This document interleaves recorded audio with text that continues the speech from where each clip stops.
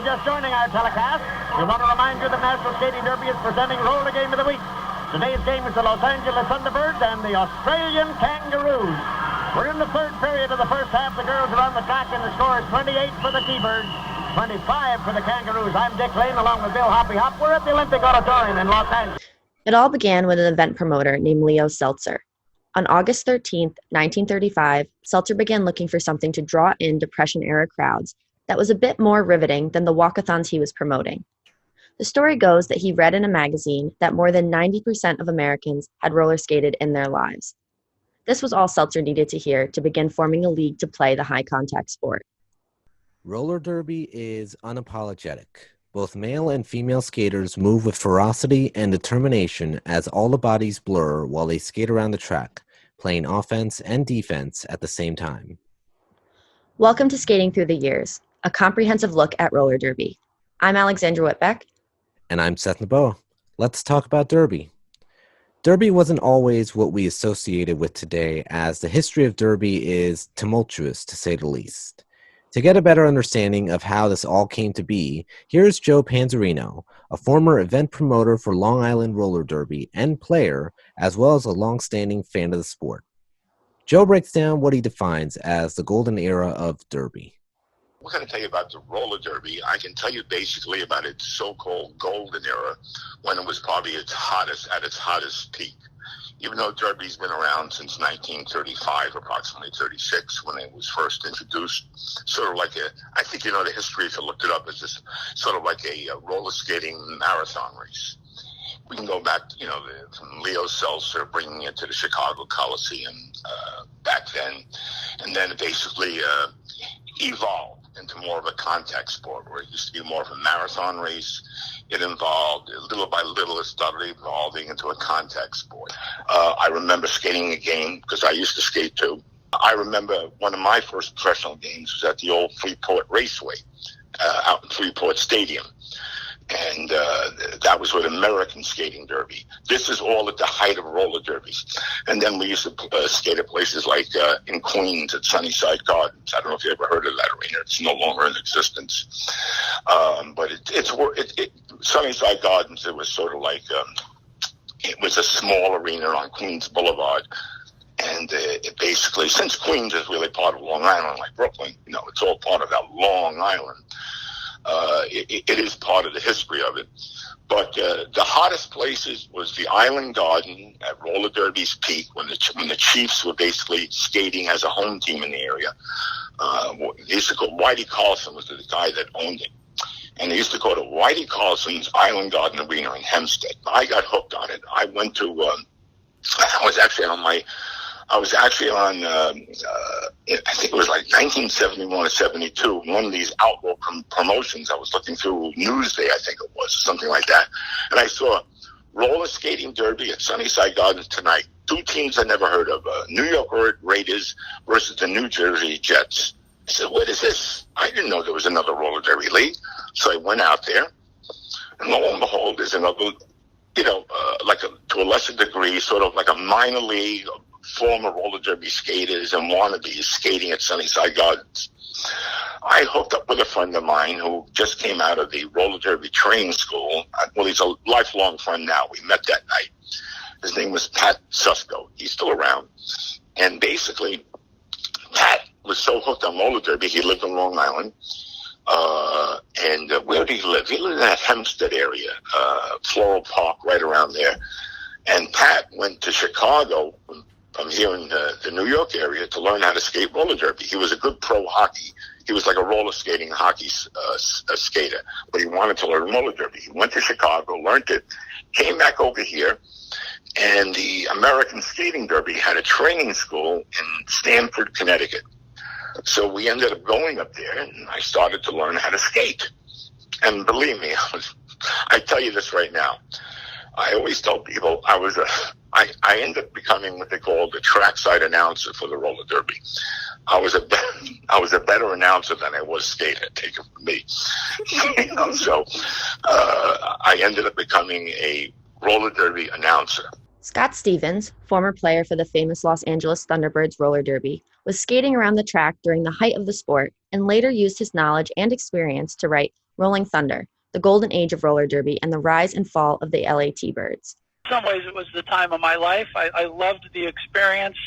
I was really enthralled with the crowd reactions and how the inner city folks in Los Angeles really loved the T-Birds. The T-Birds meant so much to those people that lived in those areas. These are low-income areas, and there was a large African-American crowd, large Hispanic crowd that would come to the games, and they just absolutely lived and died with the T-Birds, and that was fascinating to me, part of the reason that I wrote the book. Put skates on when I was probably about 5 years old and would skate around the neighborhood like so many kids did in those days. And if you love skating, the only real avenue for you could become a figure skater, and you could go to roller skating rinks and compete in some speed skating and that type of thing. And it just wasn't for me. But I was watching roller derby on television, and I thought it was really interesting. It looked a little scary, but I thought, this could be interesting. I started training in about 1976. I was 16 years old, and within a couple years, I was asked to join a team because somebody had broken an arm or a leg or something. So I was brought in, pretty green skater, got knocked around a lot in that part that first year. But I continued training hard, and within a couple of years, I was on the Thunderbirds, which was the premier team. That ends the game, and Sam Washington did the job. The Thunderbirds made it 102 to 94. Cheese Bomlet, otherwise known as Brianna Hebenstreit, has been involved with Albany All-Star Roller Derby team for nearly a decade and has worn all the hats since she joined the league in 2011. She has been a skater, a bench coach, then a coach, and now a skating official. So I joined the Albany All-Stars in 2011, so October 2011, and then I was a skater all the way up through 2015. Around 2017, I then went into being a skating official. I was a coach for the 2019-2020 season, and now I just do officiating. In each bout, 10 skaters take to the flat, oval, indoor track, 5 on one team and 5 on the other. On each team, there are 4 blockers and 1 jammer. On the whistle, that starts at 2 minutes, you have all of the blockers in front of what's called the jam line, and the 2 jammers are behind that line. So you can't cross it either way. So once that whistle goes, the jammers can kind of try to get through the pack in their initial pass. And the initial pass is what tells you which jammer has the ability to call off the jam early. So say one of them, breaks out and is coming around, and the second breaks out shortly after them. And so the first one only has time to get, maybe 3-4 points, which is you have to pass the blocker's hips. So each pair of hips that you pass, you get 1 point. So say you only have time for like 3 or 4 points, 1 pass at most. Then that lead person can actually call it off and prohibit the other team from scoring any points that jam. And that's sort of the strategy. So get as many points as you can while minimizing the other team's ability to score points. Once the wheels get whirling on the track in the beginning of the first jam, or first round, 2 jammers race to break the pack first, and whoever prevails becomes the lead jammer, whose job is to score points by lapping opposing team members. Now, what you want is to be able to hold the other jammer for as long as possible. So even if they sort of break out of the initial pack, if you can reabsorb them, then you're going to want to do that. You never want to just let them go unless you have to, which of course is 20 feet out from the main pack. If you get that far, then you are out of play, and so you have to let them go. And that's basically how it runs. In 1959, Leo Seltzer's son Jerry took over the roller derby league his father created and vowed to upscale the drama. Jerry began videotaping the games and licensing them to local television stations. Jerry Seltzer, Leo Seltzer's son, and again, I'm not telling anything you probably don't know if you look up the history, basically would syndicate the tapes of the San Francisco Bay Bombers out to all regions of the country. And when the Bombers would have a home schedule in the San Francisco area, they would run a couple of months, 5-6 months out there, then they would go on a national tour. Here come the San Francisco Bombers, and it was basically the preamble to that was the syndicated tapes. And wherever they got the best response on television, the ratings, that's where he would book games. And if the attendance was get well, they would book another game. So the skaters were, on and off basically throughout a year touring the country. Soon after, in the early 1960s in Los Angeles, California, the Sports League Roller Games was created as a sports entertainment spectacle to rival the Seltzer-owned Roller Derby League. By the early 1970s, Jerry Seltzer sold the rights to the International Roller Derby League his father created to its LA rival, Roller Games. However, this was only one of many changes to happen in the sport that Joe and Scott think is the reason for Derby's downfall. The last Derby-style game, when I say Derby style, because roller derby itself as a company folded in late 1973. The owner was going through some, we had the gas crisis back then. I understand he was going through some personal problems at home. And when the gas crisis struck, attendance started to drop. Now, what happened with roller derby also was, they were basically, there was two rival organizations, and I'm sure you heard this maybe from Joe Nardone. The organization that represented this area was called the International Roller Derby League, which was the original founding league back in the 1930s. And that's the league that had all the marquee teams like the San Francisco Bombers, the New York Chiefs, the Midwest Pioneers, and so on and so forth. And there was another rival organization called National Skating Derby that came about in the early 1960s.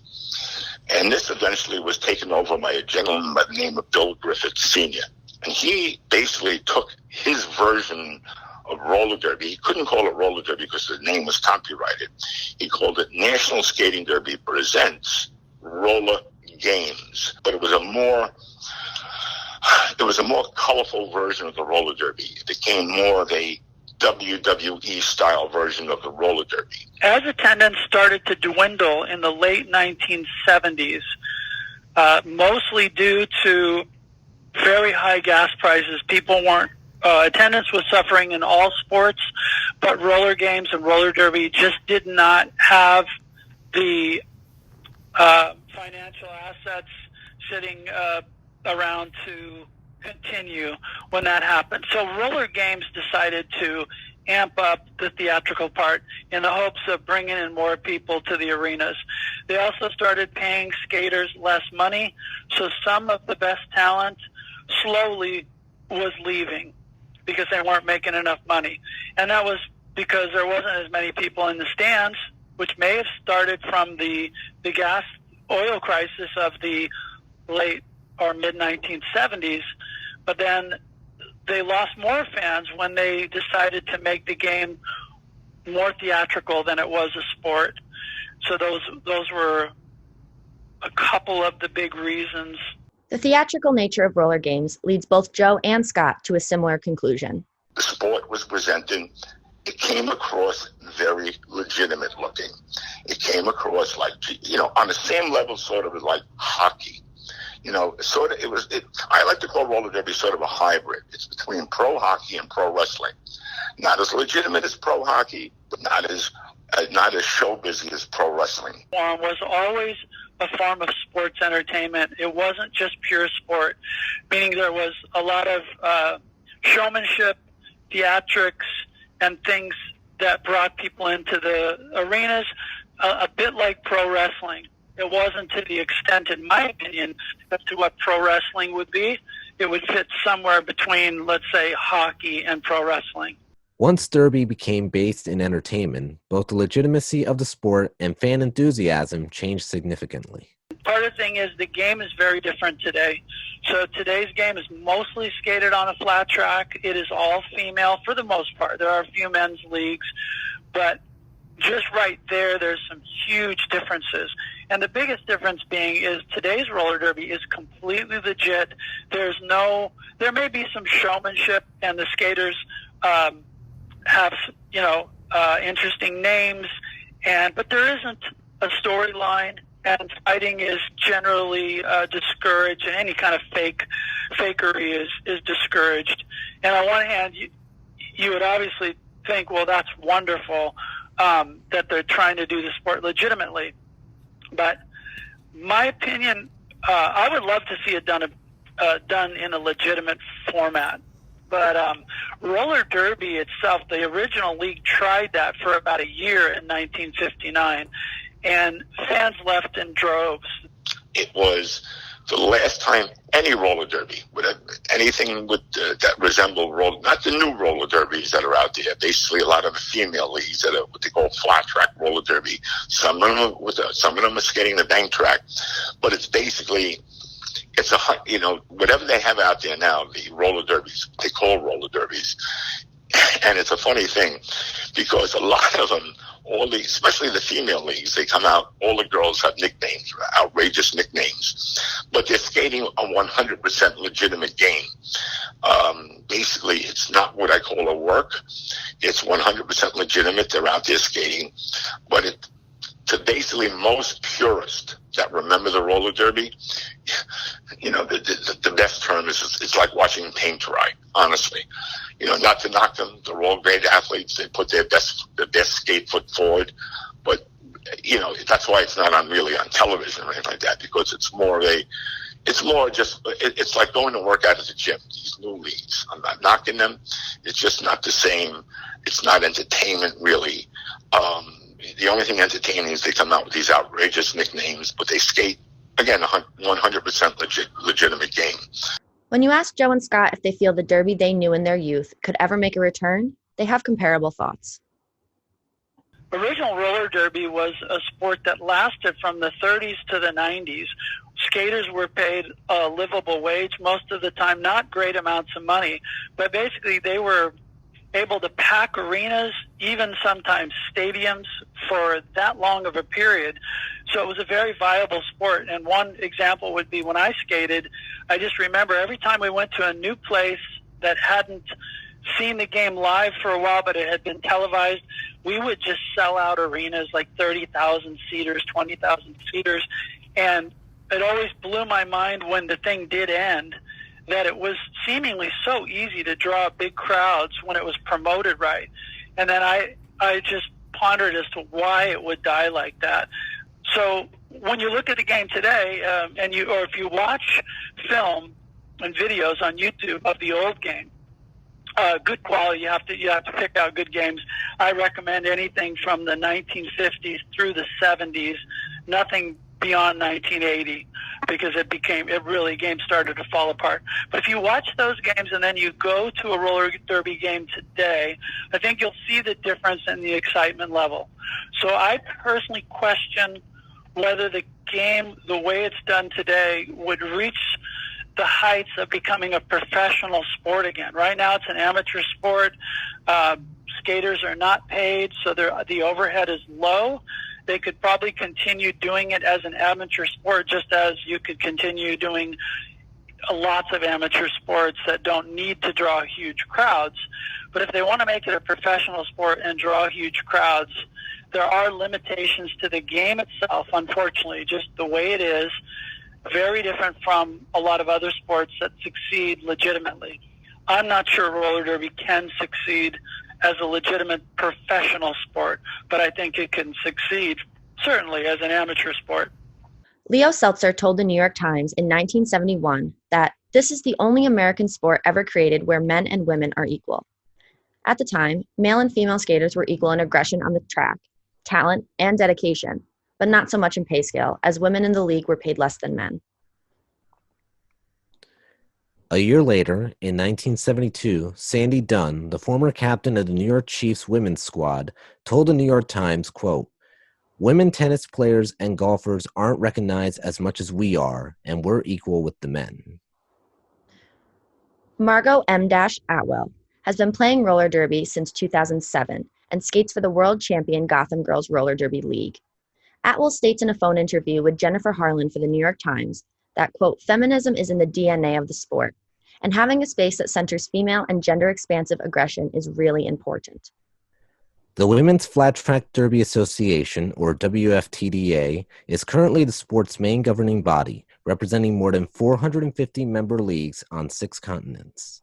And we are here at the 2018 International WFTDA Championships live from New Orleans, Louisiana. 3 days, wrapping up today.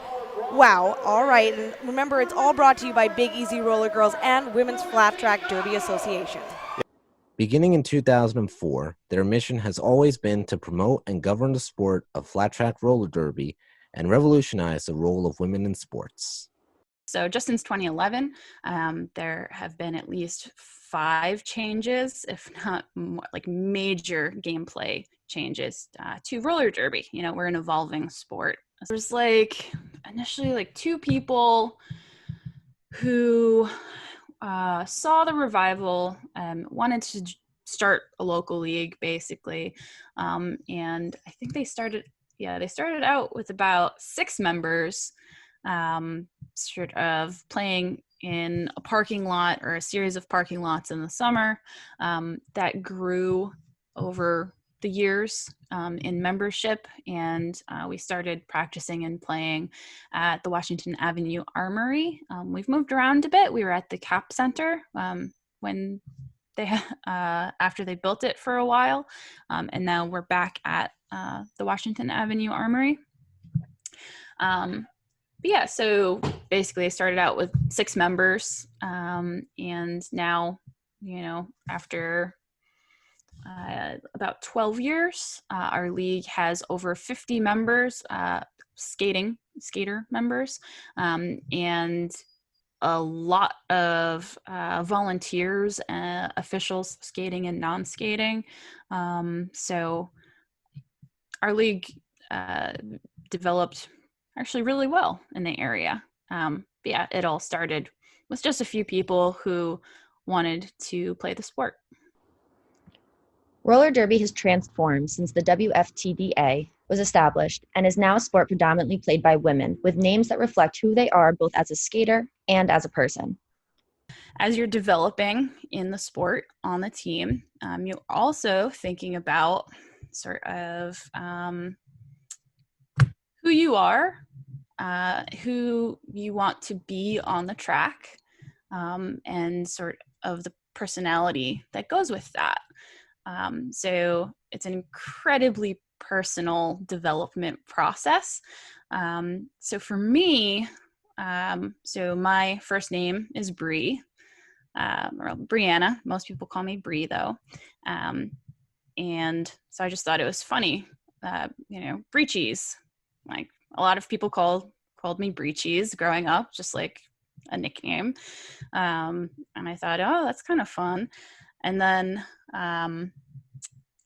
I make this breakfast omelet called the Bomblet, which is like, you know, ridiculous. It's like 6 eggs, all the vegetables you can imagine. And I was like, you know, that would be a really fun name. Yeah, cheese bomblet. You know, it's just a little bit badass, but, you know, I'm not that serious of a person. You know, I work hard, but I like to have fun. So sort of that's how it came about. You know, you sort of try on a couple and you see what feels right. And this one felt right. Being a full contact sport, roller derby can be dangerous. Both Cheese Bomblet and Scott Stevens can speak to how this impacts players. My ribs were broke. Another skater put me into a headlock as I was on a jam, and a skater came out of the pack skating the other direction, the opposite direction, and drop kicked me with his skates into my ribs and actually broke my ribs. And that was only my third or fourth game with the T-Birds, so I was just starting out. That is when I tore my ACL in a game, actually. Someone sort of went for a hit on me. I was a jammer, which means I was a point scorer, the one with the star helmet cover. So everyone's gunning for you, and is at the end of a game, and she just got me the right way and got my leg so that it kind of went like that, and tore the ACL completely. So after that, I got the surgery, got it reconstructed, did, all of the physical therapy. I was used to injuries, but that had been my first sort of major one that needed surgery like that. And that was really difficult. And that's sort of when I decided, so in my recovery, since I couldn't really skate yet, I was still working on mobility and all that. So during that time, I was bench coaching. You build up familiarity in this sort of community, and most of your friends are there now. So it's like really heartbreaking when you can't participate. So I wanted to still be involved, and that was one of the ways I was able to. Injury does not prevent the Albany All-Stars from being drawn to Derby. However, some stereotypes may deter interested players. Cheese ensures that these stereotypes are literally just that, untruthful tropes. When people hear you're in roller derby, they immediately sort of get this idea that you are really counterculture in different kinds of ways. Usually the negative stereotypes are going to be about either sexual identity or gender identity. So, you get, oh, you must be, this LGBTQA plus identity if you're involved in this, which of course isn't true. Or, oh, you must be a really violent person because you want to engage in a full contact sport. So, we're going to put that on you, or we're going to put the, crazy aggressive female sort of label on you. The Albany All-Stars were halted by the COVID-19 pandemic, but have still found ways to interact with the community. As with everything else in society, COVID shut our sport down. We're a full contact sport, so there is no way to play roller derby safely at the moment. Not until get sort of the virus under control. And even then, it's not certain when it will be safe to sort of get back to it. But we have not gone dark. Our league has made concerted efforts to keep up our education, as well as, reach out to our fans to engage with us via social media. Cheese Bomblet and the Albany All-Stars are not only skaters, but active community members. A large part of our mission is not only to build a community that is equitable and welcoming of anyone who wants to do the sport, but also to build relationships and help the community we skate in grow, right? So we do a lot of community work just outside of our own league. Making sure that we are well embedded and a part of our surrounding community is one aspect of our mission as a league. So if you are a part of the league, you have a couple parameters to be in good standing. And one of them is our community service. So we go out and we work with other community members. So for example, we worked with Food Not Bombs not too long ago to go out and help them with certain things. Each bout. So each game we have, all of the profits for our raffles and different things like that go to a specific local charity. So we sponsor a charity for each of those games. And, we are at a lot of different community events that are organized. It's called Take Back the Night. Action against sexual violence.